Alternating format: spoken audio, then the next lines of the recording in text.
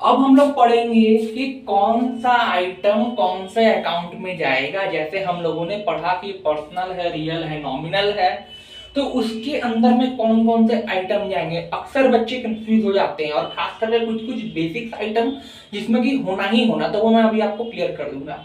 सबसे पहले पर्सनल का बात करते हैं। मैंने इसमें बताया था कि जो भी ह्यूमन बिहेवियर होता है, जो भी मानवीय व्यवहार होता है, उससे संबंधित जो भी अकाउंट होते हैं वो इसके अंदर में आएंगे। जैसे कैपिटल अकाउंट, पूंजी कौन लगाया? मानव ने लगाया, आदमी तो नहीं लगाया। आदमी आदमी लगाया, लेकिन ऐसे थोड़ी कि रोबोट आके लगा दिया, पेड़ आके लगा दिया, नहीं लगाया।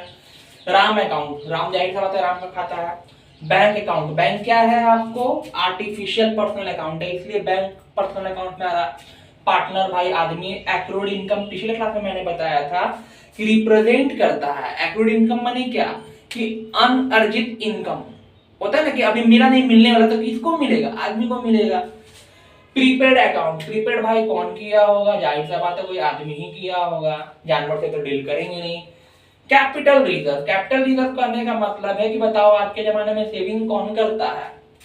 मानव ना। कभी देखे हो गाय को कि आने वाला 5 साल के लिए सेविंग करता नहीं करता, कैपिटल रिजर्व करता? तो जाहिर सा बात है कि कहीं ना कहीं इसमें ह्यूमंस को दर्शा रहा है, पर्सन को दर्शा रहा है। प्रोविजन फॉर आईटी, आईटी माने क्या कि जो मेरा खर्चा होने वाला इनकम टैक्स, उसका प्रोविजन पहले से करना होता है ना, कि खर्चा होने वाला मेरा भविष्य में 1 साल बाद होगा, तो उसको पहले ही अभी निकाल ले रहे हैं। तो कौन करेगा इनकम टैक्स? जाहिर सी बात है आदमी भरेगा। ड्राइंग, ड्राइंग सीधा सा बात आप लोग समझते होंगे कि ऐसा ही जो हम लोग अपना पर्सनल यूज के लिए निकालते हैं, कहाँ से? बिजनेस से, उसको हम लोग ड्राइंग का नाम देते हैं, आदमी निकालेगा। लोन कौन लेगा? आदमी लेगा। ऑल फंड, ऑल फंड जो कि एक ह्यूमन से रिलेटेड है। आगे बात करते हैं रियल। रियल में मैंने क्या बताया था कि एक वस्तु, या सीधा सा समझो सिंपल था कि एसेट से संबंधित हो। जैसे रोकड़ अकाउंट कैश, बिल्डिंग आपको एसेट्स हो गया, मशीनरी आपको एसेट्स हो गया। एसेट्स में भी कौन सा? टेंजिबल। इन्वेस्टमेंट एक तरह से मेरा एसेट्स ही है। Goodwill intangible assets. Reserve for depreciation, अब यहाँ पे आपको एक कंफ्यूजन होगा कि रिजर्व तो कर रहे, तो अभी मैंने आपको यहाँ पे बताया था कि रिजर्व एक आदमी करेगा, लेकिन यहाँ पे डेप्रिसिएशन के लिए हम रिजर्व कर रहे हैं, यानी कि ये कोई आदमी से संबंधित नहीं है। हम एसेट्स का डेप्रिसिएशन, जैसे मशीनरी है, हर साल डेप्रिसिएशन चार्ज होता है, उसका वैल्यू घटता है, तो क्या उसके लिए हम रिजर्व कर रहे हैं? तो क्या ह्यूमन बिहेवियर को दर्शा रहा? बिल्कुल नहीं। क्या दिखा रहा है? एसेट्स से संबंधित, तो इसलिए एसेट्स में है वो। गवर्नमेंट सिक्योरिटी, एक तरह से जो मेरा जो गवर्नमेंट बॉन्ड होता है, कहीं ना कहीं पैसा से संबंधित होता है ना, तो पैसा जो भी आपका क्या हुआ?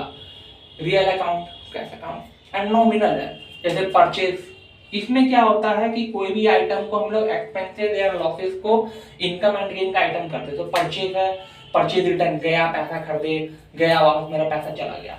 सेल्स, सेल्स रिटर्न आएगा आइटम। कंसाइनमेंट अकाउंट आएगा, एक तरह से वो अकाउंट होता है जिसमें पैसा खर्च करना पड़ता है जो भी। एंड डेप्रिसिएशन, यहाँ पे देखो, यहाँ पे डेप्रिसिएशन का मतलब है कि अगर डेप्रिसिएशन रहेगा तो नॉमिनल में आएगा, यदि रिजर्व फॉर डेप्रिसिएशन रहेगा तो आपको रियल में आएगा। और भी एग्जांपल, जैसे यहाँ पे प्रीपेड है, यदि यदि क्वेश्चंस में आपको प्रीपेड रेंट रहे, क्या रहे?